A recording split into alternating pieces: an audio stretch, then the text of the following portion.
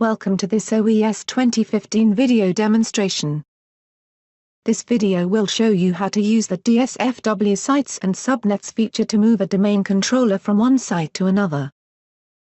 Let's begin by understanding how the sites and subnets feature enables you to configure multiple sites and distribute domain controllers over different geographical locations.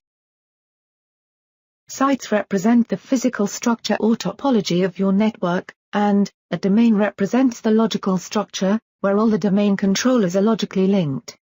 Using sites, in a DSfW environment, you can direct your users to the nearest domain controller, and ensure faster logins, rather than connecting over a WAN, to a domain controller that is at a geographically distant location. Consider this scenario. Acme Corporation has its headquarters located in New York, and branch offices in Berlin and Brazil. Acme has a domain controller located at their New York site. With this setup, login requests from Berlin go over the WAN to New York, thus resulting in slow logins. With the DSfW sites and subnets feature, you can create a new site named Berlin, and have a domain controller in this site.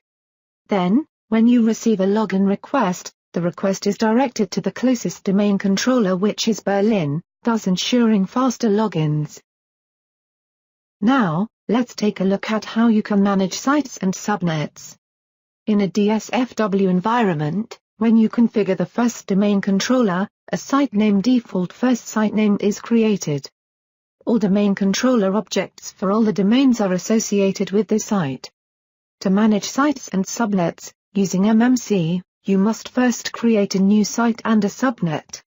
You must then associate the subnet to a site, and move the container object from the default first site name, or any other site to the new site. Now, a login request from Berlin, with IP address 198.168.6.33, will go to the domain controller in the Berlin site, which is associated with the subnet 198.168.6, instead of going over a WAN, to a remotely located domain controller such as New York.